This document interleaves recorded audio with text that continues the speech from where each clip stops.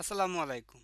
এই ভিডিওতে আমরা চারটা টপিক নিয়ে কথা বলবো। টপিকগুলো হচ্ছে callback function, higher order function এবং সিঙ্ক্রোনাস অ্যাসিঙ্ক্রোনাস ফাংশন। শুরুতে আমরা দেখব কলব্যাক ফাংশন। তো কলব্যাক ফাংশন দেখার আগে আমি একটা ফাংশন তৈরি করব। ফাংশনটার নাম দিলাম লাইক ধরেন ডিসপ্লে। জাস্ট পিন করব এই ফাংশনটাকে। লক করব আমি হচ্ছে হ্যালো। এটাকে বাদ দিয়ে দেই। এবার এটাকে আমরা জাস্ট কল করব। এই আমরা রান করি, আমরা দেখতে পারবো হচ্ছে হ্যালো। এখন কলব্যাক ফাংশন লেখার আগে আমি এর ডেফিনিশনটা দিতে যাচ্ছি। এই ডেফিনিশন হচ্ছে যখন একটা ফাংশনকে অন্য একটা ফাংশনের আর্গুমেন্ট দিয়ে পাস করা হয় তখন সেটা কলব্যাক ফাংশন হয়ে যায়। তার মানে ডেফিনিশনের মতে আমাদেরকে আরেকটা ফাংশন তৈরি করতে হবে। চলেন আমরা আরেকটা ফাংশন তৈরি করি। এখানে ফাংশন স্টেটমেন্ট, এই জায়গায় আমি লিখব কলব্যাক ফাংশন। জাস্ট এটাকে আমরা জাস্ট লক করব, বেশি কিছু দিব না, ভিতরে লক করব এই কথাটুকুই।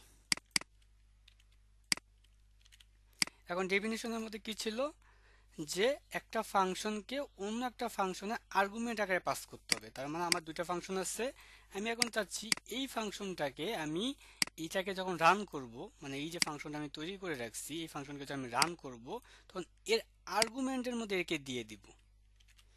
এই যে এই ফাংশন রান করার সময়, মানে এই যে ফাংশনটা সেটাকে রান করার সময় যে আমি এখানে আর্গুমেন্ট আকারে পাস করলাম না এই যে ফাংশনটাকে, এখন সেটা হয়ে গেছে কলব্যাক ফাংশন। এখন কেউ যদি আপনাকে প্রশ্ন করে যে এখানে কলব্যাক ফাংশন কোনটা, তাহলে আপনাকে বলতে হবে এটা। কেন? যখন সেটা আর্গুমেন্ট আকারে পাস হয় তখনই সেটা হয়ে যায় কলব্যাক ফাংশন। এবার এটা আমরা কি করব, যেহেতু আর্গুমেন্ট পাঠাচ্ছি তার মানে আমরা এখানে গিয়ে এটাকে প্যারামিটার আকারে নিতে পারবো। এরপর আমি কি করব, এটাকে ধরে কল করব। কল করি তাহলে আপনার দেখবেন প্রথমে শো করবে হ্যালো, তারপর শো করবে হচ্ছে কলব্যাক ফাংশন। তো এই কলব্যাক ফাংশনটা আপনারা অনেক জায়গায় ব্যবহার করেন, বাট আপনি হয়তো বোঝেন না এটাই হচ্ছে কলব্যাক ফাংশন। লাইক আপনি যখন ম্যাপ ব্যবহার করেন, আপনি যখন হচ্ছে ফিল্টার ব্যবহার করেন, যেটা অ্যারের মেথড, সেখানে কিন্তু আপনি এই জিনিসগুলো ব্যবহার করে থাকেন। যদি আমরা একটা এক্সাম্পল দেখি, ধরেন আমি একটা ভেরিয়েবল নিলাম, ভেরিয়েবলের মধ্যে নিলাম হচ্ছে নাম, মানে নাম্বারের আমি কিছু একটা অ্যারে রাখবো আর কি, 1 2 3। এবার আমি চাচ্ছি যে আমি আরেকটা ভেরিয়েবল নেব, ডাটা নামে থাকবে, এবং এই নাম্বারগুলোকে আমি 2 দিয়ে গুণ করব ম্যাপের মাধ্যমে। এই যে ম্যাপ নিলাম। এখন দেখেন এই ম্যাপ কিন্তু একটা ফাংশন, যেটা হচ্ছে আপনার অ্যারের একটা ফাংশন। তো এই ফাংশনের মধ্যে আমরা কি করি, আমরা কিন্তু এখানে আরেকটা আমাদের কিন্তু ফাংশন আমাদেরকে লিখতে হয়। তার মানে কি দেখেন তো, এই যে একটা ফাংশন যেটা আমরা তৈরি করে রাখছি এবং আরেকটা ফাংশন পাস হচ্ছে অ্যাজ এ আর্গুমেন্ট হিসেবে, তার মানে আমাদের ডেফিনিশনের সাথে মিলে গেছে। তার মানে ধরতে গেলে এখন এই যে এটাও কিন্তু একটা আপনার কলব্যাক ফাংশন। এখানে যদি আপনি ফিল্টার ব্যবহার করতেন, ফিল্টার, তাও কিন্তু আপনার কি করা লাগতো, একটা ফাংশন দেওয়া লাগতো। এই যে এটাও একটা কলব্যাক ফাংশন। তো ম্যাপ যেহেতু দিয়ে দিছি, কোডটা আমরা দেখে নেই, রিটার্ন করে দেব আমরা এখানে জাস্ট ডাটার সাথে হচ্ছে 2 দিয়ে গুণ করে দেই, আর এখানে বলে দিই জাস্ট ডাটা। এটা যদি আমরা লক করি তাহলে আমরা দেখব আমাদের একটা অ্যারে দিয়ে দিছে, সেটা হচ্ছে আপনার 2 4 6 এর একটা অ্যারে, 2 4 6 একটা অ্যারে। তো এটা হচ্ছে আমাদের কলব্যাক ফাংশনের একটা উদাহরণ। চলেন এবার আমরা দেখব হায়ার অর্ডার ফাংশন। এটা মুছে নেই। হায়ার অর্ডার ফাংশন, এই হায়ার অর্ডার ফাংশনের আবার দুইটা নিয়ম আছে। প্রথম নিয়ম হচ্ছে একটা হায়ার অর্ডার ফাংশন হওয়ার জন্য একটা আর্গুমেন্টের ভিতরে, মানে একটা ফাংশন আপনি তৈরি করছেন, সেই ফাংশনের আর্গুমেন্টের মধ্যে আপনি এক বা একাধিক ফাংশন যখন পাস করবেন তখন সেটা হয়ে যাবে আপনার হায়ার অর্ডার ফাংশন। অথবা একটা ফাংশন আপনি তৈরি করছেন এবং সেই ফাংশনের মধ্যে আপনি রিটার্ন করতেছেন আরেকটা ফাংশন, তখন সেটা হয়ে যাবে হচ্ছে আপনার হায়ার অর্ডার ফাংশন। আমরা প্রথমে দ্বিতীয় এক্সাম্পলটা দেখব, তারপর হচ্ছে আমরা প্রথম এক্সাম্পলটা দেখব। তো দ্বিতীয় এক্সাম্পলটা কি ছিল, যে আমাকে একটা ফাংশন তৈরি করতে হবে, যে কোনো আপনি নাম দেন ফাংশনের, আমি দিলাম হচ্ছে ডিসপ্লে, এবং এই ফাংশনকে রিটার্ন করতে হবে আরেকটা ফাংশন। আমি এখানে নর্মাল ফাংশন লিখতেছি, আমি দেবো না আর কি, অ্যারো ফাংশন ব্যবহার করতেছি না এখানে, বাট এখানে আপনি অ্যারো ফাংশন ব্যবহার করতে পারেন, ডাজ নট ম্যাটার। আপনি এখানে লেখেন, লিখে আপনি এখানে বলে দেন হচ্ছে HELL ও হ্যালো। এই যে একটা ফাংশন আপনি লিখলেন, লেখার পর রিটার্ন করতেছেন আরেকটা ফাংশন, তখন এই সম্পূর্ণ বিষয়টাকে বলা হবে আপনি একটা হায়ার অর্ডার ফাংশন তৈরি করছেন। এবার চলেন এটাকে আমরা রান করব, এটাকে নিয়ে আসি, রান করলাম। আমরা জানি রান করলে পাবো না, কেন পাবো না?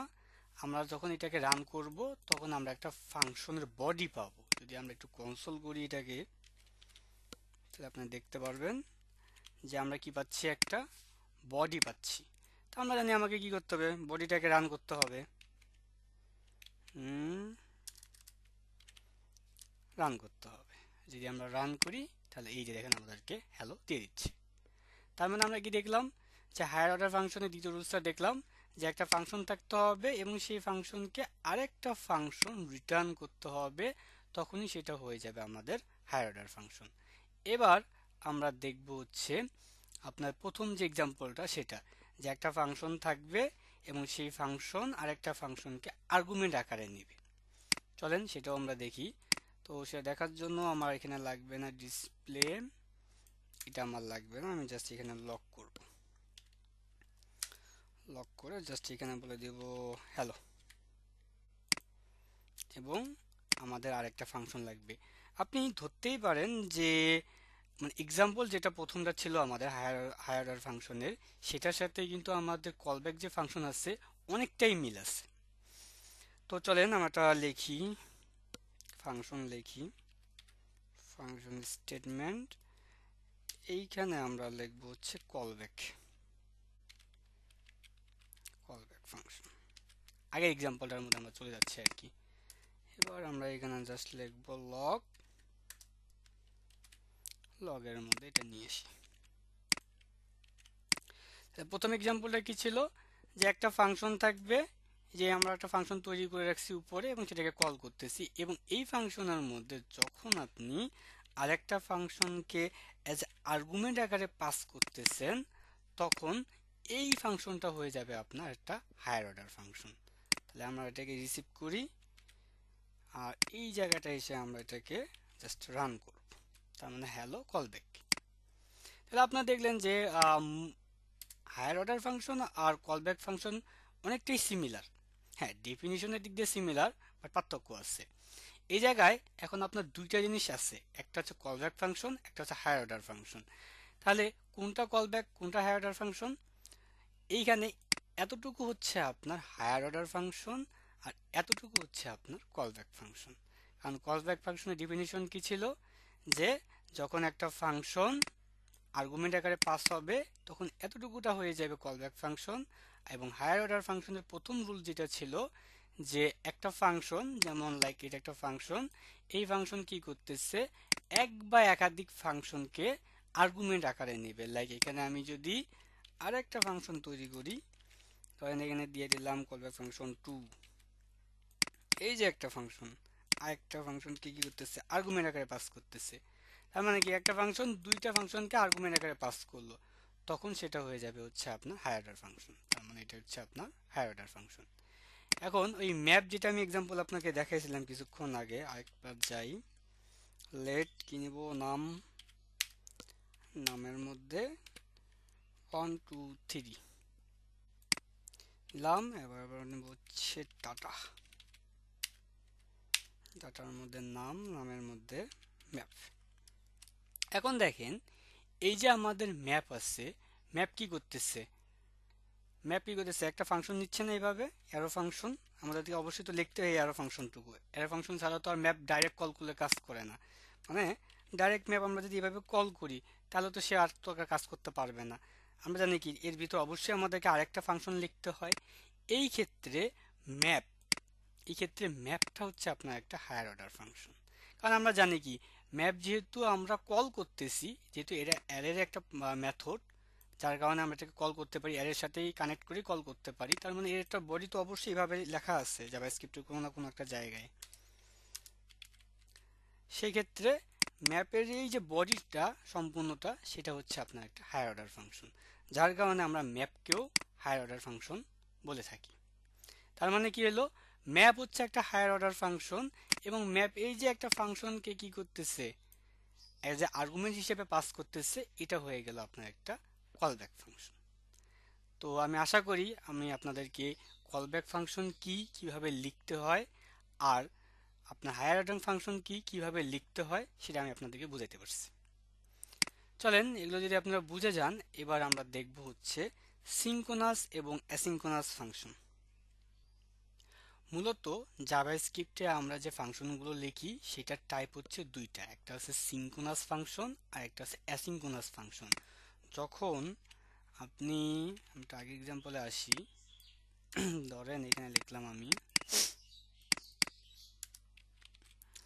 ডিসপ্লে।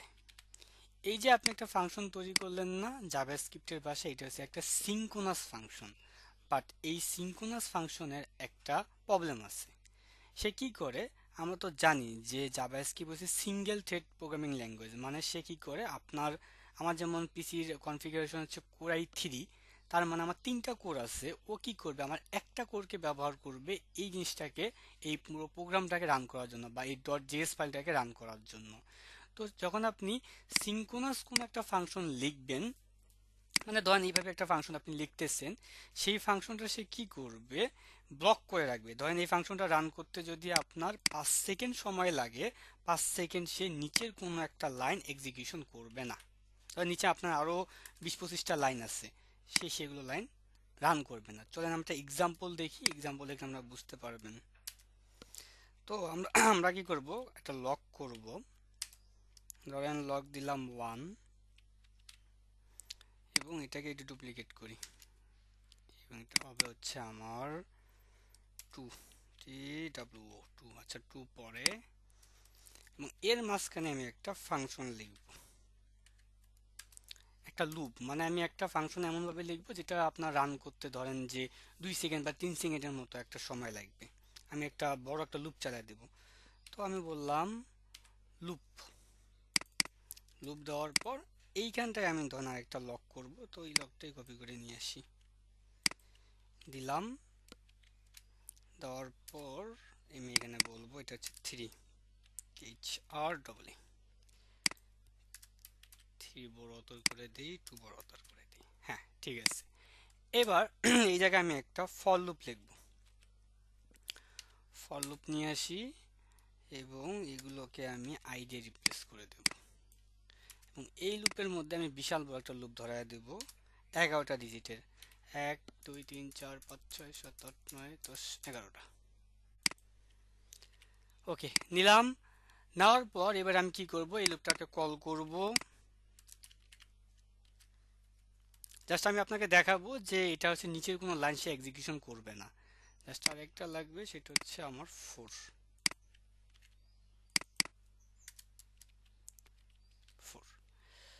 তো এবার বিষয়টা এরকম দেখেন, আমি কি করছি, আমার উদ্দেশ্য হচ্ছে আমি 1 থেকে 4 পর্যন্ত 4টা কনসোল করব। প্রথমে শো করার কথা 1, তারপর শো করার কথা 2, তারপর শো করবে 3, তারপর শো করবে হচ্ছে 4। কিন্তু আপনি যদি এখানে রিলোড দেই, আপনি দেখবেন আমার 1 এবং 2 শো করবে, এবং 3 আর যে 4, মানে 3 আর যে 4, সেটা অনেক লেট করে শো করবে। আমি যদি রিফ্রেশ দেই, দেখবেন এই যে এই জায়গাটা দেখেন এখানে ঘুরতেছে, এবং এখানে দেখেন 1 আর 2 শো করতেছে। তো এটা কিন্তু একটা পর্যায়ে গিয়ে যখন এই যে লুপটা শেষ হবে, এই যে ফর লুপ, এটা যখন শেষ হবে, দেখেন শেষ হয়ে গেছে, আমাকে শেষছে 3 আর 4। আর আপনাদেরকে এটা বলে রাখি, জাভাস্ক্রিপ্ট কিন্তু প্রত্যেকটা লাইন 1 বাই 1 সে রান করে। অর্থাৎ আপনার এই যে কোড, এই কোডের মধ্যে সে ঢুকবে, ঢোকার পর প্রথম লাইনটাকে রান করবে, তারপর দ্বিতীয় লাইন, তারপর তৃতীয় লাইন, এভাবে লাইন বাই লাইন সে কিন্তু কোড এক্সিকিউশন করে। তো যখন সিঙ্ক্রোনাস ভাবে আপনি কোনো একটা ফাংশন লিখবেন, সেই জায়গায় যদি আপনার হিউজ পরিমাণ একটা সময় লাগে, সেই সময়টা পর্যন্ত সে ওয়েট করবে, নিচের কোনো কোড সে রান করবে না। দেখেন 4 নাম্বার, এই যে আমার 11 নাম্বার যে লাইনটা আছে, সেটা কিন্তু সে রান করে নেই। দেখেন সে কিন্তু 4 শো করায় নেই। তো এমনটা হলে ভালো হতো না, যে এটা যদি রান করতে আমার 10 সেকেন্ড 5 সেকেন্ড যে সময় লাগুক না কেন, আমি চাচ্ছি এটার জন্য যেন আমার নিচের যে কোডগুলো আছে সেগুলো যাতে থেমে না থাকে। মানে সে চলতেছে চলুক, আমার নিচের কোডগুলো যাতে রান হয়। যখন এই কনসেপ্ট আপনি মাথায় নিয়ে আসবেন তখনই আপনাকে ব্যবহার করতে হবে অ্যাসিং অ্যাওয়েট বা অ্যাসিঙ্ক্রোনাস ফাংশন ব্যবহার করতে হবে আপনাকে। একটা মিনিট। ওকে, তখনই আপনি ব্যবহার করবেন হচ্ছে অ্যাসিঙ্ক্রোনাস ফাংশন। এখন জাভাস্ক্রিপ্ট বুঝবে কিভাবে যে আপনি অ্যাসিঙ্ক্রোনাস ফাংশন লিখতেছেন অথবা হচ্ছে আপনি সিঙ্ক্রোনাস ফাংশন লিখতেছেন। তো আমি আগে বলছিলাম যখন আপনি এইভাবে কোনো একটা ফাংশন লিখবেন তখন জাভাস্ক্রিপ্ট এটাকে ধরে নেবে এটা সিঙ্ক্রোনাস ফাংশন, আর যখন আপনি এই জায়গায় বলে দিবেন অ্যাসিং তখন সেটা হয়ে যাবে একটা অ্যাসিঙ্ক্রোনাস ফাংশন। তার মানে ওই যে আপনি একটা বিহেভিয়ার চেয়েছিলেন যে এইখানে যত বড়ই লুপ থাকুক না কেন সেই জন্য আমার পরবর্তী লাইনকে এক্সিকিউশন করে। তো এই অ্যাসিং যখন আপনি ব্যবহার করবেন যাতে আপনি রিফ্রেশ দেন দেখবেন যে সেম বিহেভিয়ার কোনো ধরনের চেঞ্জেস নাই। ওই দেখেন হ্যাং করে গেছে, লোড নিচ্ছে, আর এখন আমাকে কিন্তু ওই 4টা পিন করতে পারে নাই সে। কারণ হচ্ছে যখন আপনি অ্যাসিং ব্যবহার করবেন তখন অবশ্যই আপনাকে অ্যাওয়েট ব্যবহার করতে হবে। অ্যাওয়েট ব্যবহার করতে হবে। যদি আপনি অ্যাওয়েট ব্যবহার না করেন জাভাস্ক্রিপ্ট মনে করবে যে ও লিখে রাখছে অ্যাসিং ফাংশন, মনে হয় এমনিতেই লিখে রাখছে, ওর কাছে লাইক এইভাবেই কাউন্ট হবে যে আপনি ফাংশনটা এমনিতে আপনার মন চাইছে আপনি লিখে রাখছেন। বাট যখন আপনি অ্যাওয়েট দিবেন তখন জাভাস্ক্রিপ্ট বুঝবে যে এই ফাংশনটা রান করতে গেলে আমার কিছু সময়ের প্রয়োজন হতে পারে 1 মিলি সেকেন্ড, বা এই জায়গাটায় আমার ওয়েট করতে হবে। এই জায়গাটায় যে আমি কোডগুলো লিখবো সেই কোডটা রান করার জন্য আমার সময় লাগবে, আর এই সময়টায় আমাকে কি করতে হবে, ওয়েট করা যাবে না। আমি এখান থেকে বের হয়ে যাব, বের হয়ে গিয়ে পরবর্তী লাইনটাকে আমি হচ্ছে রান করব। তো এর দেওয়ার পর আপনাকে এখানে একটু প্রমিস দিতে হবে। তো প্রমিস নিয়ে তো আমি যেহেতু ডিসকাস করি নাই, ইন ফিউচারে আমি যখন ভিডিও বানাবো প্রমিস কিভাবে কাজ করে, কেন লিখবেন, সবগুলো আমি বুঝাবো। আপাতত জাস্ট দেখে থাকেন আর কি, একটু দেখে নেন। জাস্ট এভাবে একটা প্রমিস দিয়ে দিলাম যাতে এটা বোঝানোর জন্য যে এখানে আমার এই জিনিসটা রান করতে ধরেন আপনার 1 মিলি সেকেন্ডের মতো সময় লাগবে। এবার যদি আপনি দেখেন রিফ্রেশ যদি আমি দিই দেখবেন 1, 2 আর 4 আগে রান করবে, 3 পরে শো করবে। দেখেন 1 আর 2 শো করলো, শো করার পর 4 শো করতেছে। এখনো 3 দেয় নাই। কেন 3 দেয় নাই? কারণ এটা তো লুপ, এর কাজটা তো আগে শেষ করতে হবে। এটা শেষ হওয়ার পরে সে হচ্ছে আপনাকে 3 পিন করবে। ওই যে দেখেন 3 দিয়ে দিচ্ছে। তার মানে কি হইলো, এক্ষেত্রে সে প্রথমে এখানে আসছে, এটাকে রান করাইছে, তারপর সে দেখলো যে এখানে একটা ফাংশন আছে, ঠিক আছে সে কিছু করবে না, নিচে আসবে, নিচে এসে দেখবে তাকে এই ফাংশনটা রান করার জন্য বলা হয়েছে, এই যে এই ফাংশনটা রান করার জন্য বলা হয়েছে। যখন সে রান করবে, রান করে দেখবে সে আরেকটা কনসোল পাইছে, সে আরেকটা কনসোল করে দেবে, তাহলে আপনার 2টা কনসোল এলো। তারপর সে এই লাইনে আসবে, এই লাইনে আসার পর দেখলো সে অ্যাওয়েট। যখনই দেখছে অ্যাওয়েট সে বুঝতে পারছে এইখানে যে কোডটা থাকবে সেই কোডটা রান করতে আমার হয়তো কিছু সময়ের প্রয়োজন পড়বে। কতটুকু সময় সেটা আমরা জানি না। তখন সে কি করবে, অ্যাওয়েট পাওয়া মাত্রই এখান থেকে ব্যাক করে চলে যাবে, এখানে আসে কোনো কোড রান করবে না, এখান থেকে ব্যাক করে এই ফাংশন থেকে বাইর হয়ে যাবে। বাইর হয়ে গিয়ে পরবর্তী যে লাইন আছে সেটা হচ্ছে সে রান করবে। রান করার পর নিচে তো আর কোনো কোড নাই, যে থাকতো সেগুলো পরপর রান করতো।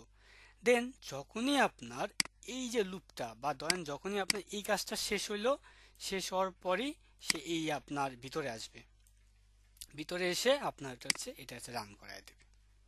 তার মানে আরেকবার একটু রিভিশন যদি দেই, প্রথমে এটা রান হইলো, তারপর এটা রান হবে, তারপর ধরেন এটা 1 সেকেন্ড লাগছে, সরি 1 সেকেন্ড না, 1 মিলি সেকেন্ড লাগছে। তো 1 মিলি সেকেন্ড সে কি করবে, যখন দেখবে 1 মিলি সেকেন্ড সে বের হয়ে গিয়ে এখানে সে রান করাবে। রান করার পর 1 মিলি সেকেন্ড আবার পর সে ভিতরে ঢুকবে, ঢুকে তার জন্য আবার এখানে একটা কোড আছে। তো সে কি করবে, এই কোডটা রান করতেই থাকবে। পাশাপাশি নিচে যদি আপনার আরো 20টা লাইন থাকতো, এইভাবে 20টা লাইন সে এক্সিকিউশন করে তারপর এর ভিতরে ঢুকতো। দেখেন, ওই দেখেন সবার শেষে গিয়ে আপনার কিন্তু শো করবে 3।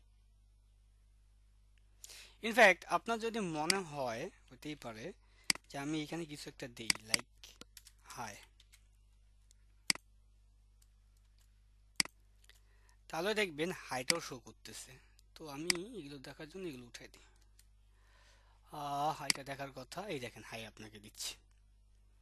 তার মানে কি বুঝলেন, সে কি করলো, এটা শো করলো, এটা শো করলো, ধরেন এখানে একটু সময় লাগবে, মুহূর্তের মধ্যে এখান থেকে বের হয়ে গিয়ে এটা আপনাকে পিন করলো, পিন করার পর আবার সে এখানে ব্যাক করছে, কারণ যেহেতু এটা তো শেষ হয়ে গেছে, শেষ হয়ে যাওয়ার কারণে সে আবার ব্যাক করছে, ব্যাক করে এটাকে শো করাইছে।